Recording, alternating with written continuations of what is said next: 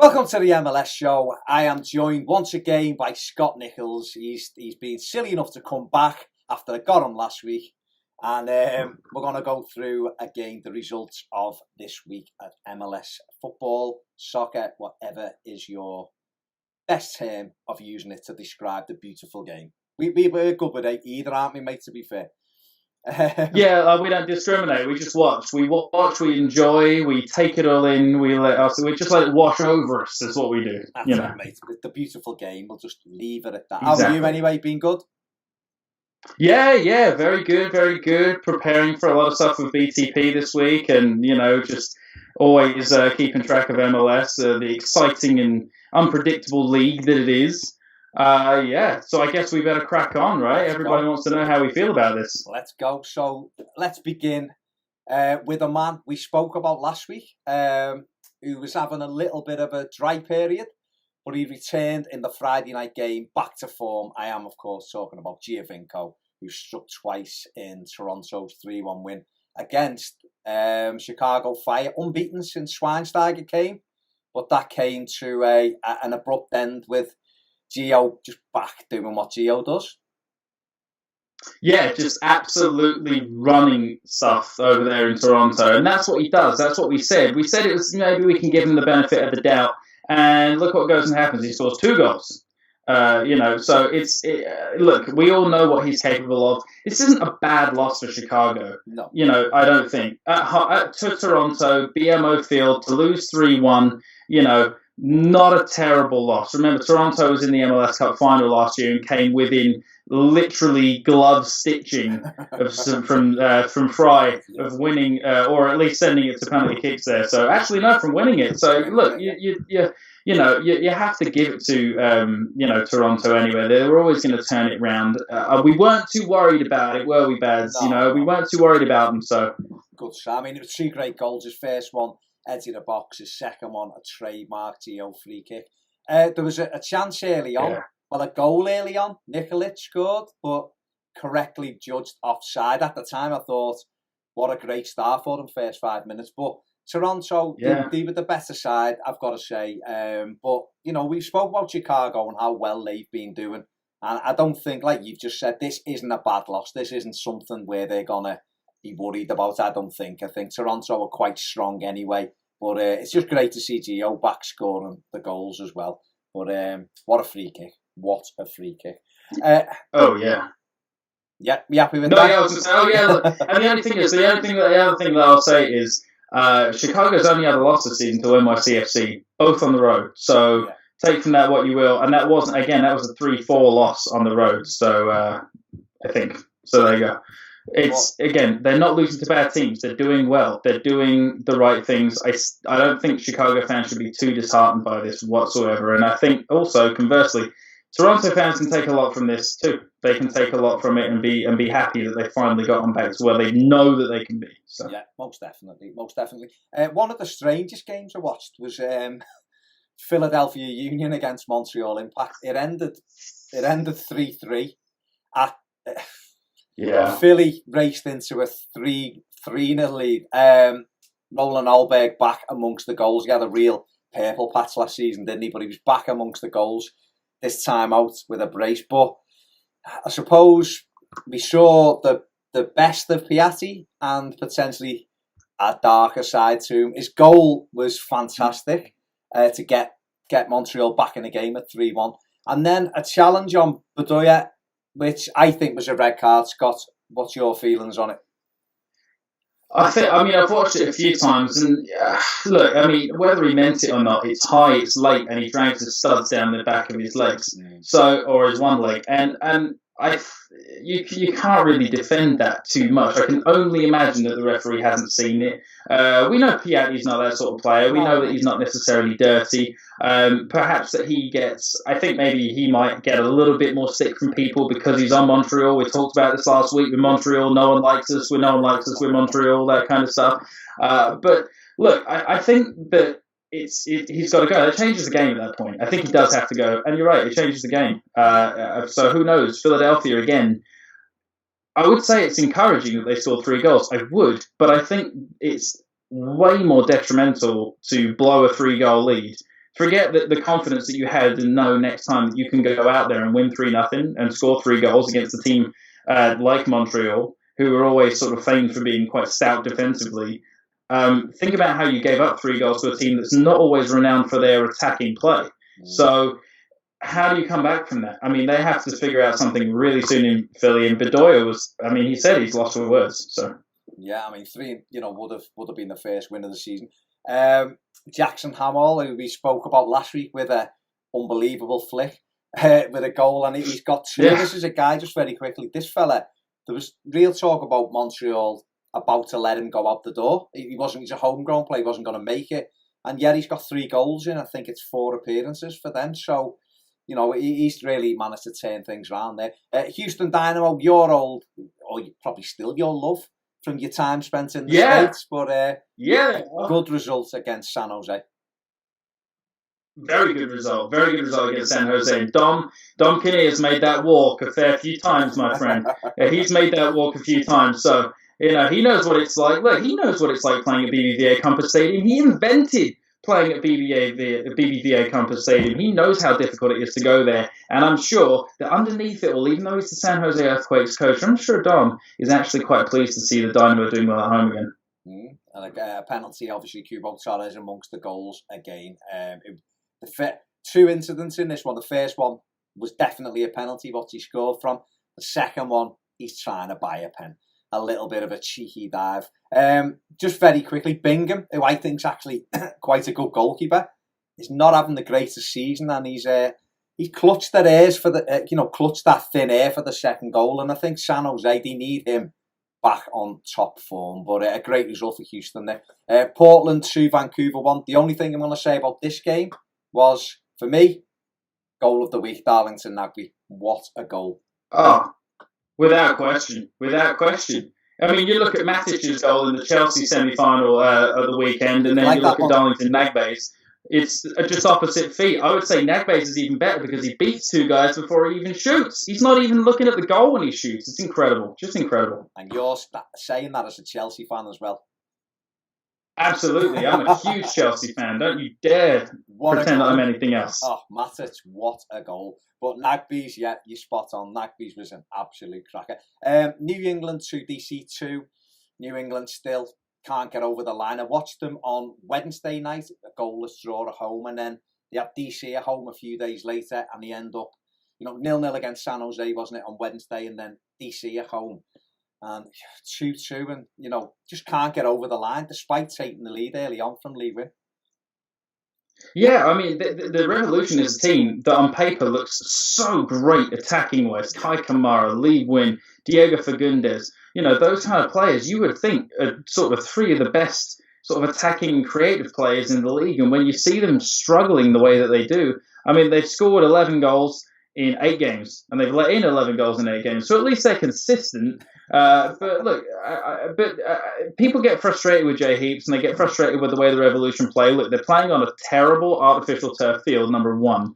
I've seen it up close, and it's not much better when they lay sod on it either, trust me. And, you think, if not Jay Heaps, then who? I think Jay Heaps is the perfect guy to turn this around. I think that he just needs a little bit of help from his board. He needs a little bit of help from the more creative players on the team, because Diego is young, but he's a veteran on that team now. Yeah. He is a veteran. People expect things from Diego Fagundes, so now it's kind of put up a shut-up time for Diego Fagundes, I think. Yeah, they've also got Agudelo, and they've got Teal Bunbury as well, who can also come up with the goals, but loads of attack and play, but they just can't seem to find the right rhythm at the moment to get them winning games. DC United, decent point for them on the road. Yeah. Yeah, absolutely. Look, the Revolution. It's not an easy place to go because of the turf. I don't know what it's like down there at RFK, but even if they are used to playing on turf, it's not necessarily the same wherever you go. And New England's field is just not a great field. I don't like it very much, and I'm sure a lot of other visiting teams don't. I remember watching Javinko struggle on that field and actually come off injured at half time. Drogba wouldn't play on it. Henry wouldn't play on it. So if that tells you anything, then that tells, that should tell you everything. New York Red Bulls 2, Columbus Crew 0, and a good solid home win for the Red Bulls. Oh yeah, 100%. I mean, look, the Red Bulls live for home games. That Red Bull Arena is one of the tough. It's what I mean. Every away game for every team in MLS is tough. Red Bull Arena is particularly tough though because the fans there are rampant all the time. It's one of the best places I've been for atmosphere in MLS. And this is we all know how you win in MLS, and it's win your home games. And look, Jesse Marsh knows that. He knows that he's had to do something to counteract the Dax McCarthy-shaped hole in that midfield. And I think they're doing pretty well right now in counteracting that, especially recently. I mean, and the surprise has been Alex Mile with a couple of goals in the last 2 games, So that's huge for them. I mean, Daniel Royer scores a penalty kick. Maybe the jury's a little bit out on Royer, but we'll see how he goes. And it's been over a year since the Rebels last lost at home. That is how difficult it is to beat them there. Wasn't expecting anything else. No, impressive. And Columbus Crew, of course, second in the Eastern Conference. They're doing well. It's exactly the same record as the Red Bulls, 8-4-3. So, 4-3. So, up there as well. Not doing too badly at all. Dallas 1, Sporting Kansas City 0. This game, for me, there's a contentious decision, or I suppose it can be argued either way. And I'm talking about Maynor Figueroa's challenge on Gerson in the first half. I've seen some people saying it was a red. The referee didn't actually give a foul, which is a little bit bizarre, given some of the red cards I've seen in MLS for things where you think there was nothing in that. And I suppose the key issue in this one, Scott, is that Figueroa actually stays on the pitch and then gets the winning goal. Yeah. Look, I have been a massive proponent of let them play. Especially in MLS. I mean, I played defence growing up, all through various levels of football, never professionally, mind you. However, what I'll say is that I don't want to sound like one of these people who says, "Oh, the game's gone, it's lost its head," kind of thing. But it seems that way in MLS sometimes because good, strong tackles end up being red cards. We've seen it, with Atlanta a couple of weeks in a row, and last season it seemed like every week there was a new red card, and for not a lot. The Maynor Figueroa incident, look, I think the thing that saves him, and I think why the referee doesn't give a red card, he maybe should have given a free kick, but at least wouldn't have given a red card had he given the free kick, was because he literally didn't lunge. It was like it was a bad ball back to him. He reached out. Now, it's a straight leg and it's high. I'm not going to argue that. It is. And was it reckless? You could maybe argue that it was. But honestly, I think this is the sort of thing that's open to interpretation. Like, how do you make a strong tackle on someone if you always think you're going to be red carded? I mean, contact is part of the sport, is it not? It is. It's just that, like I said, the bar I'm using is some of the tackles I see sometimes, and I think, right, that's a normal challenge, and it's the referee can't wait to get the cards out, and then other ones, there's minimal contact, there's a full-blooded contact, and they're not booked, and you go, I don't see that at all, but I suppose it's only contentious because he goes on to get the winning goal. But a really good win for Dallas there, ending, of course, Sporting Kansas City's unbeaten run this season while maintaining their own. Real Salt Lake 1, Atlanta 3. Atlanta back to winning ways. And this team, I think we said it last week, Scott, this team just continue to impress. Oh, yeah. Tiki-tata, tiki-tata, tiki-tata. Look, I love watching this team. I wish I was Fernando Fiore right now so I could do this justice, but I can't. Look, they are incredible to watch. And I'm surprised. Look, 3-1 on the road at Salt Lake. That's a good result. Salt Lake is not an easy team to beat in Salt Lake. So, I know they have 2 losses there this season, but to be beaten by a team like Atlanta, again, we talk about bad losses, we talk about good losses, especially with regard to American sports, and this is not a bad loss for Real Salt Lake. Look, Petke's been doing really well with them recently, but this is the first sort of top-tier team I'd say they've come up against in the last few weeks. And look, Atlanta duly obliged and put 3 by them, and it's the first week in 3 weeks that they finished with 11 men on the pitch. Does that make any sense? He scored 17 goals from open play. Which is fantastic. Oh, every single goal, the second most in the league behind the Portland Timbers. Just incredible. Great result for them there. Obviously, Villalba scoring.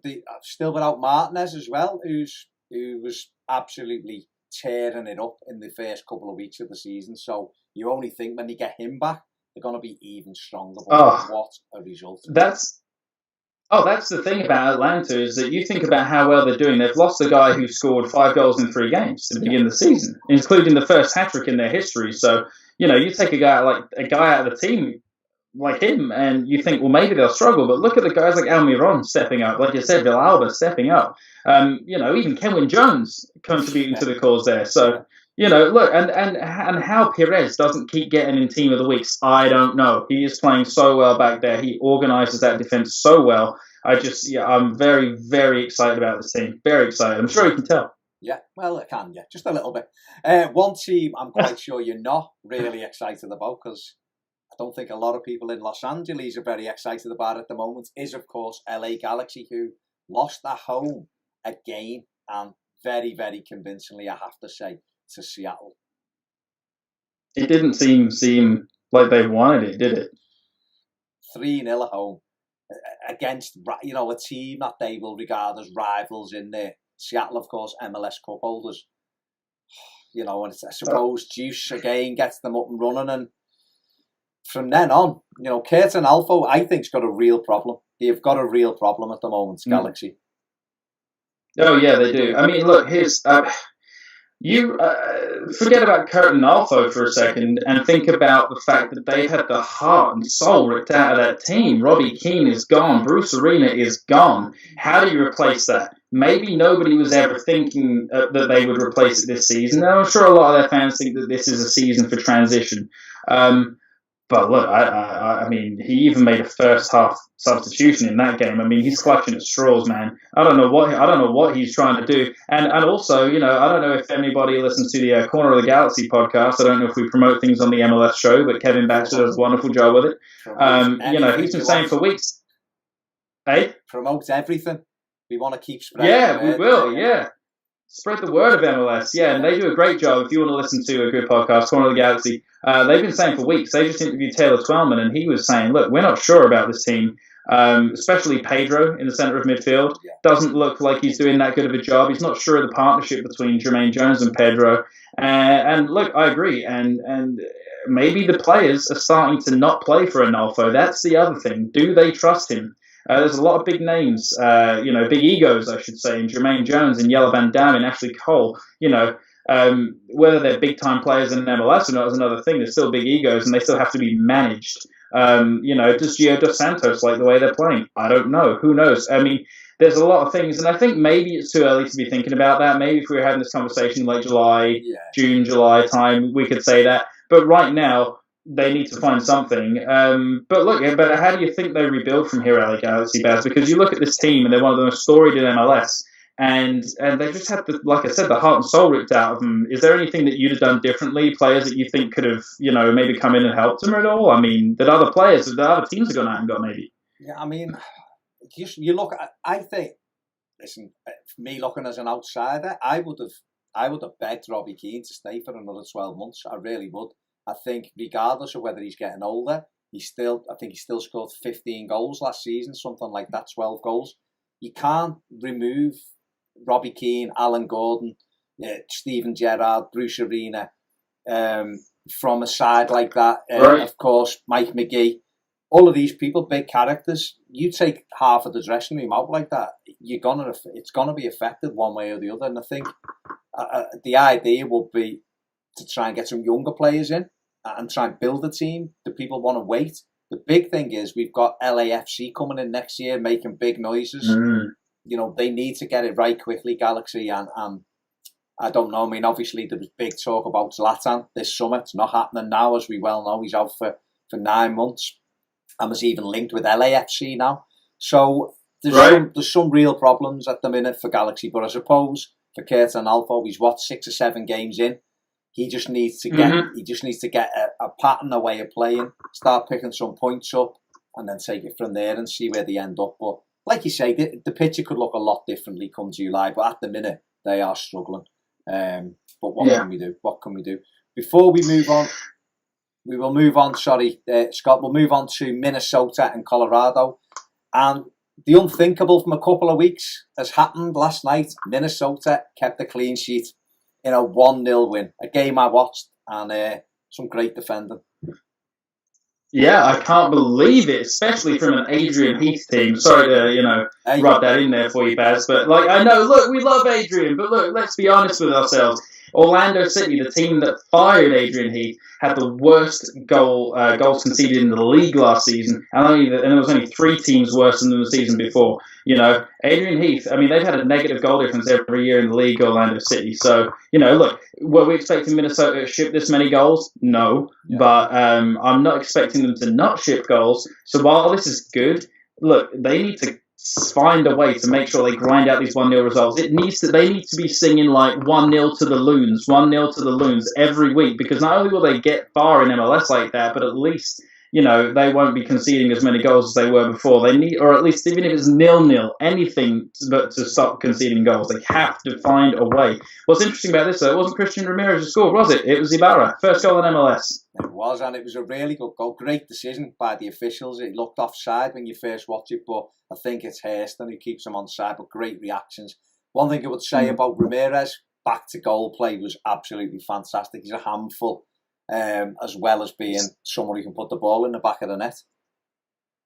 Oh, he's a real player. He's a real player. I keep mentioning, but my co-host Otis, he knows him really well, and he was telling me, outside of the show and outside of this show, that Christian, look, he loves to play with his back towards goal, and he loves to shoot. My God, does he love to shoot? And look, it's working for him, whatever he's doing. And look, we keep saying, there was a lot of noise made about him before they were in MLS. Now he's here. He's taken his opportunity. Most definitely.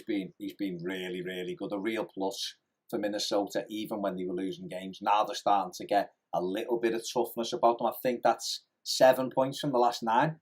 So Adrian Heath, they can build on that. Started off poorly, but it's all about getting better and building some momentum in MLS, and that's exactly what they are doing. Yeah, I think he's been feeding them oatcakes for breakfast is what he's been doing. Is that what it is? Yeah, I think so, yeah. Whatever he's doing, he needs to continue to do it.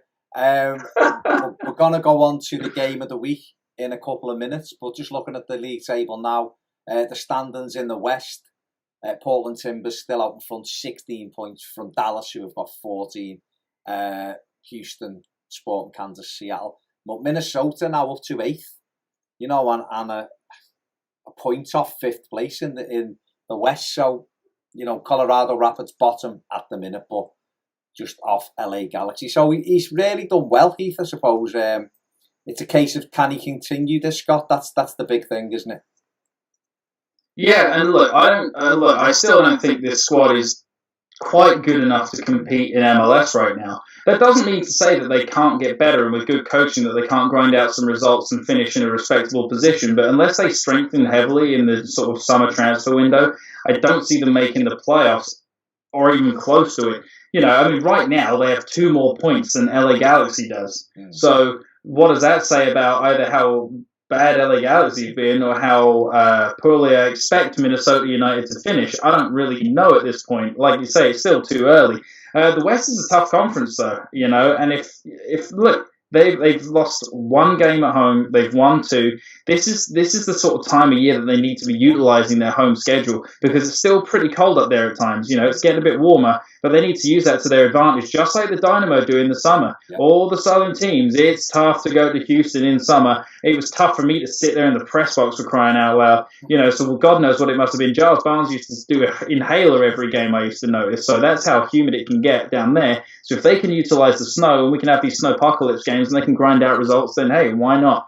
But yeah, we'll see. Adrian Heath just needs to look, negative 11 goal difference. That's got to change. To be fair, they had 5-1 and 6-1 the first 2 games, so he's been playing catch-up since then, hasn't he? And of course, lost 5-2 in New England as well. Stick around for our game of the week. Me and Scott will be discussing New York City against Orlando City. So click on the video in the bottom right-hand corner. See you soon on the MLS Show. So I guess we better crack on, right? Everybody wants to know how we feel about this. Let's go. So let's begin with a man we spoke about last week, who was having a little bit of a dry period, but he returned in the Friday night game back to form. I am, of course, talking about Giovinco, who struck twice in Toronto's 3-1 win against Chicago Fire, unbeaten since Schweinsteiger came, but that came to an abrupt end with Gio just back doing what Gio does. Yeah, just absolutely running stuff over there in Toronto, and that's what he does. That's what we said. We said it was maybe we can give him the benefit of the doubt, and look what goes and happens. He scores 2 goals. So look, we all know what he's capable of. This isn't a bad loss for Chicago. No. I don't think. To Toronto, BMO Field, to lose 3-1, not a terrible loss. Remember, Toronto was in the MLS Cup final last year and came within literally glove stitching from Fry of winning, or at least sending it to penalty kicks there. So actually, no, from winning it. So look, you have to give it to Toronto anyway. They were always going to turn it round. We weren't too worried about it, were we, Baz? No. We weren't too worried about them. So good. I mean, it was 3 great goals. His first one, edge of the box. His second one, a trademark Gio free kick. There was a chance early on. Yeah. Well, a goal early on. Nicholls scored, but correctly judged offside. At the time, I thought, what a great start for them, first 5 minutes. But Toronto, they were the better side, I've got to say. But, we spoke about Chicago and how well they've been doing. And I don't think, like you've just said, this isn't a bad loss. This isn't something where they're going to be worried about, I don't think. I think Toronto are quite strong anyway. But it's just great to see Gio back scoring the goals as well. But what a free kick. What a free kick. Oh, yeah. Yeah, you happy with that? No, yeah, I was going to say, oh, yeah. Look, and the other thing that I'll say is Chicago's only had a loss this season to NYCFC, both on the road. So take from that what you will. And that was a 3-4 loss on the road. So I think. So there you go. It's again, they're not losing to bad teams. They're doing well. They're doing the right things. I don't think Chicago fans should be too disheartened by this whatsoever. And I think also, conversely, Toronto fans can take a lot from this too. They can take a lot from it and be happy that they finally got them back to where they know that they can be. So. Yeah, most definitely. One of the strangest games I watched was Philadelphia Union against Montreal Impact. It ended 3-3 at. Philly raced into a 3-0 lead. Roland Alberg back amongst the goals. He had a real purple patch last season, didn't he? But he was back amongst the goals this time out with a brace. But I suppose we saw the best of Piatti and potentially a darker side to him. His goal was fantastic to get Montreal back in the game at 3-1. And then a challenge on Bedoya, which I think was a red card. Scott, what's your feelings on it? I've watched it a few times, and look, whether he meant it or not, it's high, it's late, and he drags the studs down the back of his legs, or his one leg,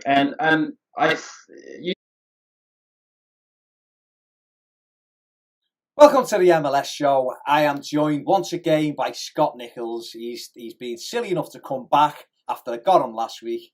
And we're going to go through again the results of this week at MLS football, soccer, whatever is your best term of using it to describe the beautiful game. We're good with either, aren't we, mate, to be fair?